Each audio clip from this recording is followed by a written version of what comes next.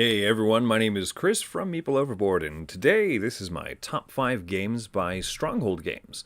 Stronghold is a company that's known for, well, many games, sure, but particularly one very big one, and it'll be discussed, so there's spoilers for my list. But there's also a lot of great games from Stronghold that are that are very different from from that one mainstay game that they're obviously most famous for and probably most well endowed financially for. But there's some really good ones. I hope that a few of these, at least, are ones that you have been unsure about, maybe if you want to try or not.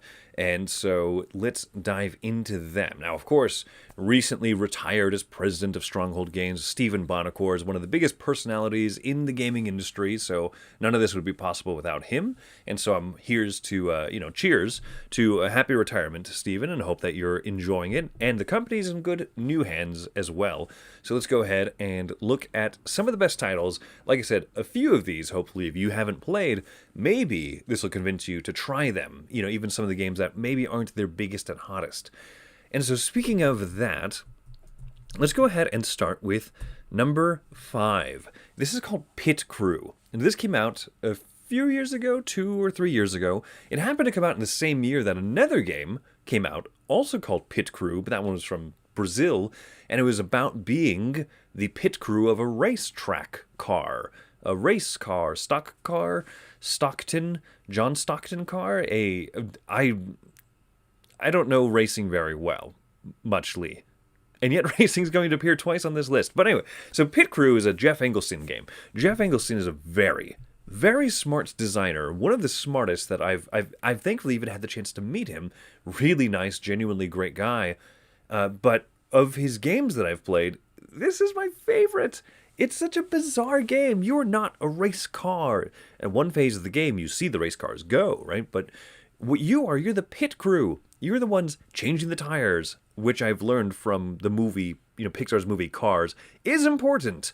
You also have to refuel the car, which I've learned from owning a vehicle is important. And I think that you have to demuffle the carburetor. There's like a third thing that you can do. Maybe it's like wipe the windshields or something like that, right? But you have the 4 tires, plus you have fuel, and then there's an optional extra task that you can do.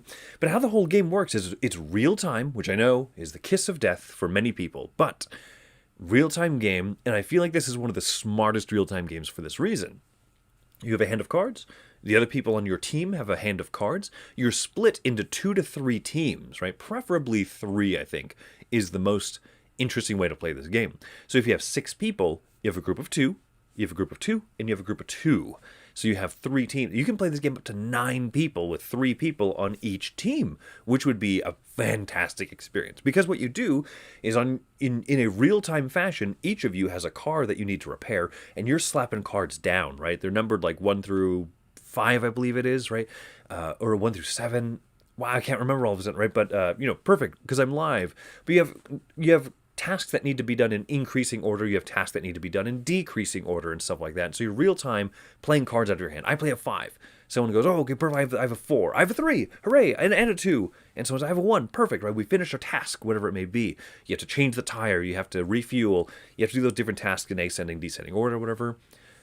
And then once you're done doing that, you grab a die and you go to the little racetrack board and you roll the die. You just keep rolling it. Every time you hit a 6, your little green race car moves forward to space. And you keep rolling. And then every time you hit a 6, your green little race car moves forward to space. And then the red team finishes and they start grabbing the die. And they roll a bunch of 6s in a row. And they're getting ahead of you. You're no, right? It's this fast, frenetic feel of a race. And then the yellow team finishes. Finally, right? The slackers. So they don't get to roll the die. They don't get to keep, trying to move the little stock car by rolling the die and getting a 6. Because once the last team is done doing all the prep that they need, then it's finished, right? But this is what's so clever to me, is one of the problems with competitive real-time games is the ability to make an oopsie. You did something wrong, you cheated, you done did something wrong, right? And there's no way to go back and fix that because it's a real-time game, and that's how the cookie crumbles. But what's brilliant is then you go through and you audit everybody's cards. Did they play them correctly? Oh, there's a mishap. You went 1, 1, 3, 2, 5 instead of 1, 2, 3, 5, right? You messed up, and guess what? Everyone else gets to advance their car, and yours doesn't get to advance. And so the whole point of the race is to see who gets furthest along the track. The more mistakes you make, the more extra spaces other players get to shift on the racetrack. And you also get a little bonus. There's cards with numbers that are white and black, and if you can play all black or all white on the same task, you get an extra boost where you move up a few extra spaces. It's a bizarre racing game. It's so strange that this is a game that you can play up to 9 people, but the explanation is utterly simple. The execution of it is so fun, and it leads to just a lot of of funny moments, but it really feels like a game. It really feels like something that this is what gaming felt like to me when I was growing up, right before I got into the hobby of board games and designer games. This somehow has all the intelligence and the thoughtful design of a modern, great, intelligent board game, but some of that silliness of of just how exciting it was to play a game of Trouble when I was a kid. And I don't mean that as a disparagement whatsoever. I think that Pit Crew is just a fantastic, smart game. So let's see. We have a comment here. The Fighting Meeple. The teams make sure that the car's tires are properly replaced, fuel tank filled up, and engine repaired without making any costly mistakes. Google. Always wanted to play this game. Yeah, there you go. So yeah, fix the engine. You don't defurble-gate the carburetor or whatever I said earlier. Thank you, Fighting Meeple, for checking in on that. Yeah, Now, the hard part is obviously very few parts of the world are playing lots of 9-player games right now. But if you get a chance, I would recommend Pit Crew as one of those, so many of us are excited to have big game nights once the whole pandemic thing is over. And so if you've got 9 people sitting around a table, what do you do? This. And you can play 7, 8. You can, mix up the team so it's 3-3-2 or 3-2-2. It has a very good spread of player count. So anyway, I'm going to stop talking about Pit Crew now so we can get on moving along. Let's go to my number 4 game by Stronghold Games. This is the opposite of Pit Crew. This is CO2, particularly Second Chance, published by Stronghold Games. This is a Vital Lacerda game, who is known as one of the go-to crunchy thinky heavy game designers out there. I think of all the people who make massively rules intensive games, I'd venture to say he's probably one of the most popular, and he's published a few under Stronghold. Kanban previous editions also came out from them, but CO2 is one that is I particularly like it. It is not a game that I want to pull out frequently because you're trying to prevent the world from dying from carbon emission, right? People say, "Oh, keep that out of board games." Well, no, it's actually a very intriguing theme because you have to try and build up different types of renewable resources and prevent the carbon footprint from getting to a death level. Second Chance, the second edition of the game, is fully cooperative. There's also a semi-cooperative mode, and full disclosure, I've not played the semi-co-op. I don't know if it's the type of game I want to play semi-cooperatively, but as a cooperative game, this is one of the most open information, very little chance for randomness to affect anything, and you just have to play it incredibly smart from the beginning. This is a game that Wendy and I play, my wife Wendy and I play 2-player, and we counsel together because almost everything is perfect information. There's a few bonus cards in our hands that are secret and little objectives that we have to go for. I get it, right? That helps a teensy bit. But for the most part, what types of industries you have to build in the renewables, what type of moves you should make. I can start the process of building up a forestation renewable energy plant, and then Wendy can build the infrastructure for it, then I can finish it, right? It takes 3 steps. For its complexity, there's really only 3 main actions of the game, right? Start a foundation, build the infrastructure, or cap it off, and you make these cool little buildings out of it.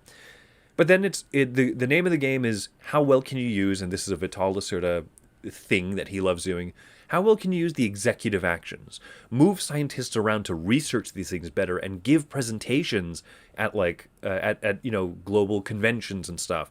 How effectively can you use those bonus cards in your hand, and when do you use them? And then, when do you purchase carbon emission credits, right? How do you purchase the fact that you buy these carbon rights so that you can pollute in the meantime on your long-term goal of not polluting so much? It's such a smart game. It is hard to explain how this game feels and how it plays, but I just absolutely recommend it if you like really heavy cooperative games. Games where the only limiting factor to that one person being in charge of everything is just the fact that there is so much planning that it's a better game when you put your heads together. So that's CO2 Second Chance, my number 4. Number 3 is the other racing game that I hinted towards, Flam Rouge. Flam Rouge is about bicycle racing, which, look, here's the thing. I am not a theme person in games, right? Wizards and miniatures and combat and, all this excitement versus like gather wheat resources and turn them in for points. I like both. Theme is not the thing that usually drives me towards or away from games, but I will admit that when one person in my game group said, "Hey, I got that new Flam Rouge game. Let's play the bicycle racing game," I thought, fine. Bicycle racing is not a huge part of the American culture and the American identity. In other parts of the world, bicycle racing is a bigger deal, and so maybe it made more sense that this is, I believe, a Swedish design or a Scandinavian design where bicycle racing is a little bit more of a thing than in the U.S. and especially in Las Vegas, I will say. But Flam Rouge is great because it's a very simple little process. You have 2 decks of cards that represent your 2 bicycle racers. And you have a hand of 3 cards for each of them, and you play 1 card, and then you discard the other ones. And they go on the bottom of their decks. And so you're just kind of cycling through your decks. People call this almost like a deck building game in reverse, where you're playing your good cards from your deck, and then the cards that you recycle underneath them are probably like the not as good cards, and so you're trying to race with this idea that your bicyclists are getting more and more exhausted over the course of the race. Maybe you'll save like a huge 7 space movement card for later when you know that you're going to really need that big boost of energy to kind of cross the finish line, but you get exhaustion cards over the course of the game. It uses some of the physics of bicycle racing very cleverly, where if you are exactly 1 space behind another racer, you get into the slipstream. They're cutting the wind pressure for you, the air pressure, so you get to swoop, you get to move 1 extra space by ending your turn exactly at 1 space behind other racers. And you can have a slipstream that leads into then a group slipstream, which leads into another group slipstream. And so back racers can catch up a lot of spaces. And then anyone who's in the front gets exhausted because they're the ones cutting the wind, so to speak. They're breaking the cheese. They're the ones who are suffering all the air pressure while everyone else is benefiting off them. So they get exhaustion cards put into their decks of cards, right? It's brilliant. It's simple. It's fun. There's a few terrain things in there, this, that, and the other. It's a very good game. One of the best racing games, I would venture to say. This is up for me in the same tier as like Downforce and Pit Crew and Camel Up, right? This one's a little bit more methodical thinking than the others, but I really like it. Still very approachable. So my number 3, Flam Rouge. My number 2, this is a game that I have not actually played physically. As weird as it is. Fighting Meeple mentions that has a solo mode, you think. Is that in reference to CO2 Second Chance? Because that one does have a solo mode, or is that in reference to Flam Rouge? Because I don't know if Flam Rouge has a solo mode. You could probably fudge one, I guess. But anyway, so my number 2 game is Legranja. This is a game by Andreas Odendahl, who designed Cooper Island as well, one of the recent big hits. Okay, so Fighting Meeple says that Flam Rouge has a solo mode. I did not know that. That might be worth checking out. Legranja also has a solo mode, as does CO2. Pit Crew does not. That would make no sense. Okay, so Legranja is a mashup of so many mechanisms in a way that sounds like it shouldn't work, right? Do you like dice drafting? Do you like a little bit of like kind of area control on a little map in a Euro game? Do you like contract fulfillment?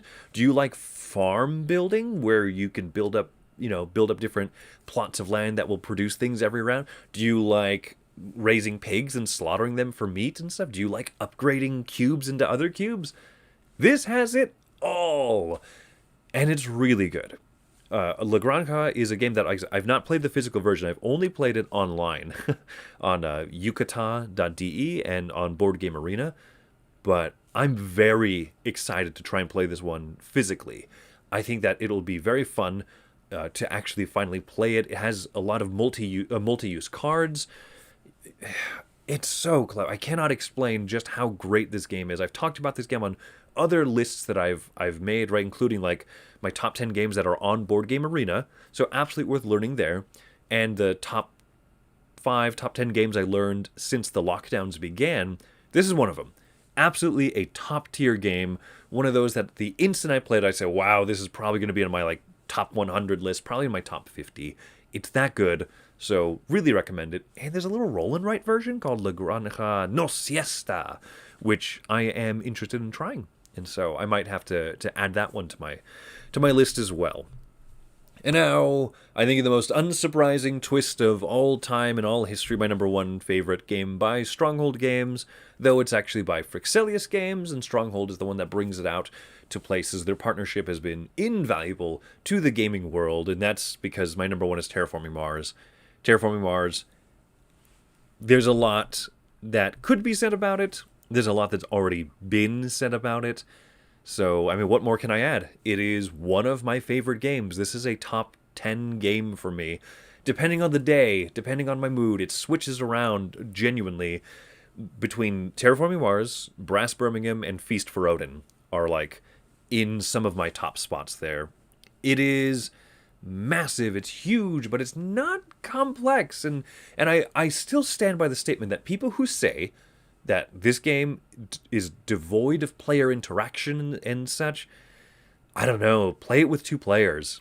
Play it with 2 players and with drafting, and then try and get in their way on the map as much as possible. Try and take advantage of every time that an opponent leaves some forest open. Build cities next to them. Steal those bonus points that they were probably hoping to get.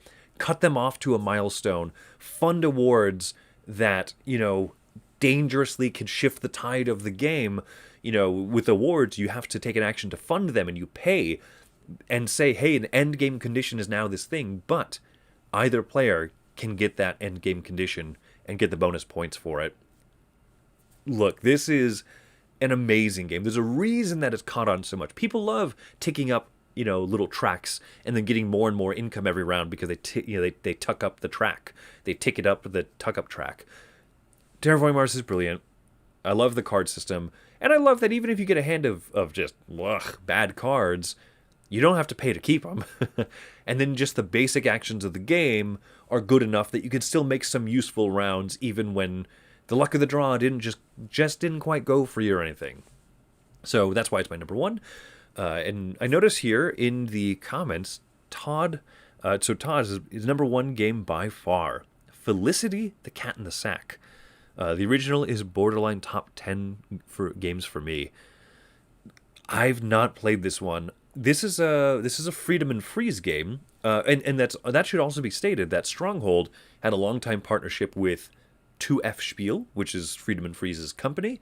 I haven't gotten to try some of the highest rated ones. I really like. I don't know. I think Freedom and Freeze does really good when he has some of these like small quirky card games. Like I know his Fast Forward series, because everything is F or 2 Fs if possible for him. Like the Fast Forward series of games were really clever, really nice, really pleasant. I haven't gotten to try all of them. I haven't gotten to try this Felicity Cat in the Sack. And then Jorvik, Todd also mentions.